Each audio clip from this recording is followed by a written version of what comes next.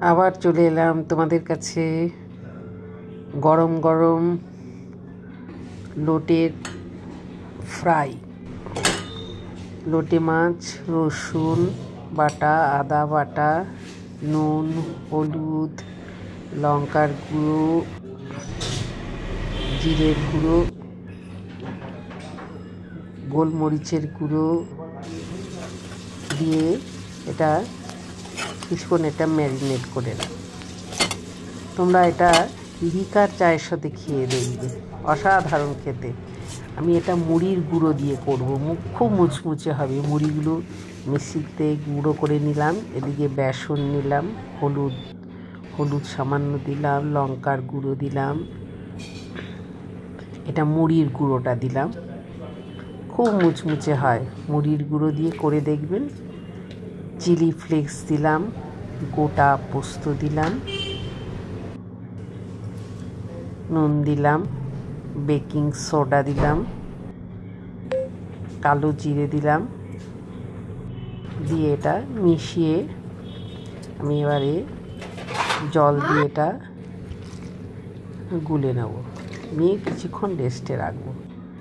আপনারা শুধু এটা চা কফির সাথে খেয়ে দেখবেন। লোটে মাছের ফ্রাই ডাল ভাতের সাথে খেয়ে দেখবেন, দারুণ লাগে। আচ্ছা, এই লোটে মাছের মধ্যে আমি এটা ফ্রাই করার আগে ধনে পাতা দিলাম, দিয়ে এবারে ব্যাটারের মধ্যে দিয়ে এপিট উপিট, ব্যাটারটা খুব বেশি লাগাবো না, কোটিংটা পাতলা দেব, খুব মুচমুচে হবে। একবার শুধু খেয়ে দেখবেন, ভালো লাগলে কমেন্ট করতে ভুলবেন না। হ্যাঁ, আপনারা কেউ ভালো করে কমেন্ট করছেন না, কমেন্ট করলে বেশ ভালো লাগে। ভালো লাগলে লাইক শেয়ার করবেন। যারা নতুন আমার চ্যানেল দেখছেন তাদের কাছে অনুরোধ রইল সাবস্ক্রাইব করার জন্য। এবারে বেসনের গোলায় একটা করে পিস নিয়ে আমি এবারে আস্তে আস্তে তেলের মধ্যে ফ্রাই হতে দিচ্ছি। একটু কম আছে, তেলটা প্রথমে গরম করে নিয়েছি, তারপরে গ্যাসটা হাফ কমিয়ে দিয়েছি। খুব মুচমুচে হবে, মুড়ির গুঁড়োটা দিয়েছি তো, খেয়ে শুধু দেখবেন, ভুলতে পারবেন না। এত অসাধারণ টেস্ট।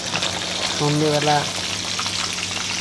চায়ের আসরে একবার করে নিয়ে খেয়ে দেখবেন, তখন আমাকে জানাবেন ভালো লাগলে। এক খোলা ভাজা হয়ে গেল, আবার আমি আরেক খোলা ভাজছি।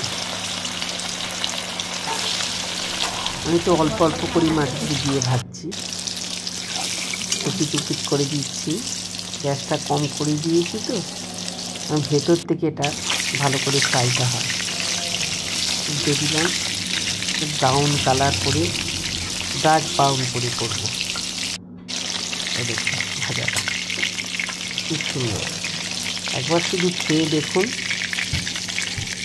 লোটে ফ্রাই। আজকের মতন এখানেই।